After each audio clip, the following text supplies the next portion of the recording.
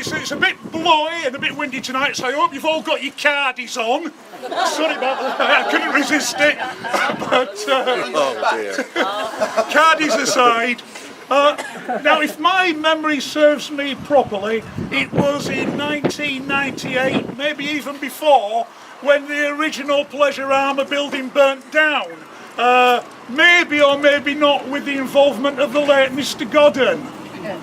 So we've got a situation now where our seafront in Ramsgate, the most prime piece of seafront in Ramsgate, has been blighted like a bomb site for more than a generation. There's kids who have grown up in Ramsgate who have never seen anything else but the tip that is described as Pleasurama, with the awful edifice around it, the Great Wall of Ramsgate. That can't be right. I can't think of a seaside town in the country where the prime area of seafront has been blockaded off for 20 odd years. I don't think it's happened anywhere else. Yep. And the fact of the matter is, and I won't mince my words, I never do, especially on issues like that, although I've been told I'm not allowed to swear tonight, so I won't, although I'm tempted.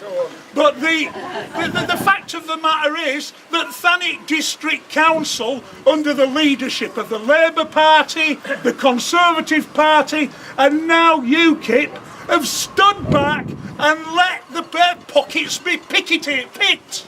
They've stood back and done nothing, and they've had opportunity after opportunity to claim that land back at no cost to the council. They've missed those opportunities. Ramsgate are reputed £3 million to buy the freehold of that site.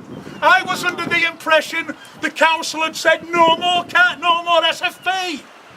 No more SFP flunkies and minions. But the financier that was there in 2002 and 2009 and 2014 is still there, Mr. Colin Hill.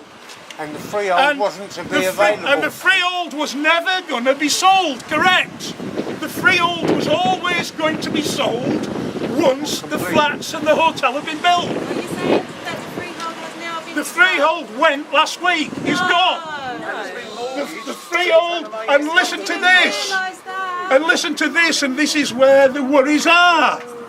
The charge on the mortgage of the land, if Cardi can't pay the loan that Colin Hill's Metal Incorporated has lent them, of course they take the freehold. And I ask you this, if you've been looking in the local papers over the past 10 days, what have you read? That Cardi Construction Limited is applying for administration.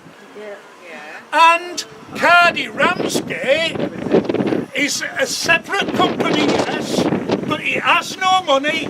I don't know how it's going to find the money to build the flats there. You don't know, but it's got the same director, Michael Stannard, who's the director of every single Cardi company that's on the Companies House register. Michael Stannard is also the sole director of Cardi Ramsgate. I ask you this question, why?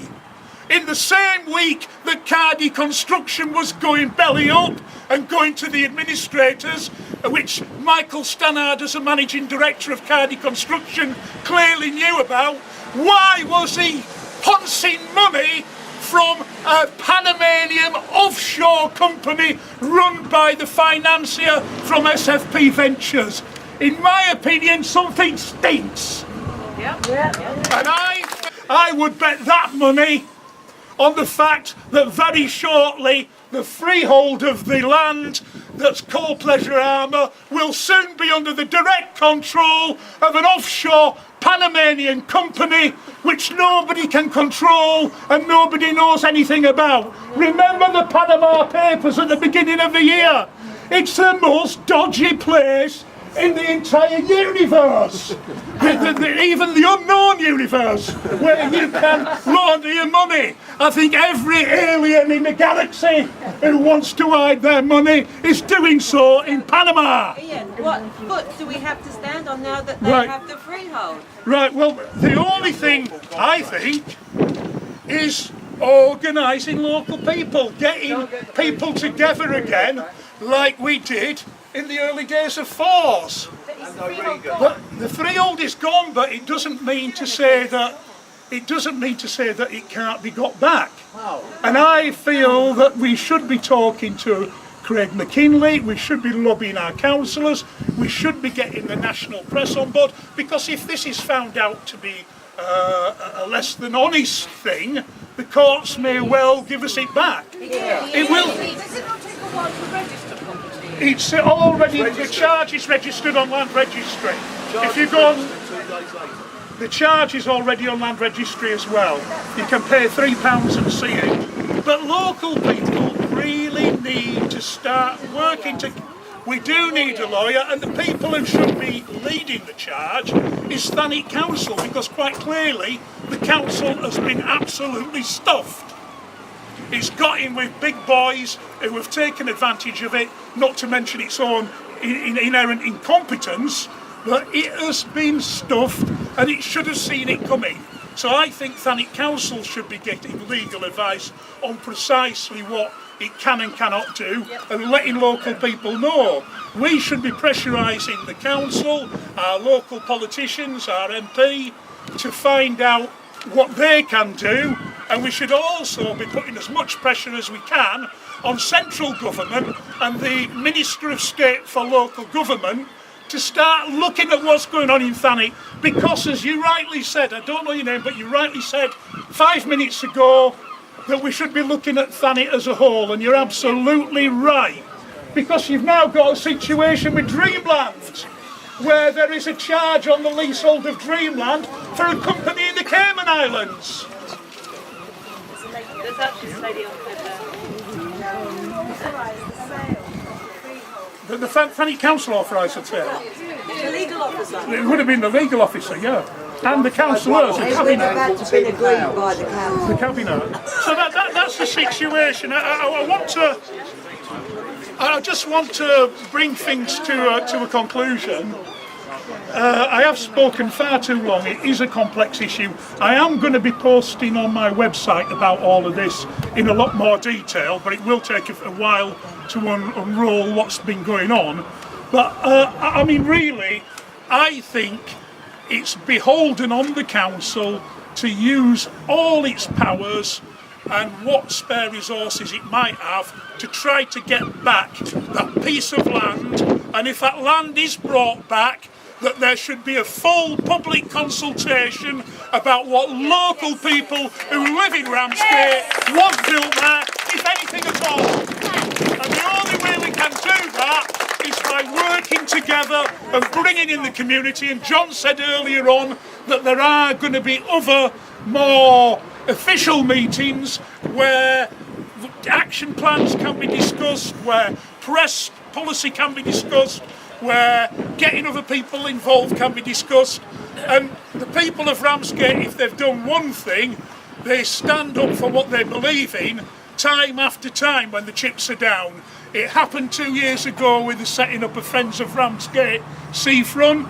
It can happen again with a reinvigorated Friends of Ramsgate Seafront, when local people and people power can actually make some difference. I'm confident it will. It won't be easy, but there's one thing politicians don't like, and I know because I used to be one, is when your constituents start demanding that you take action or they won't vote for you anymore.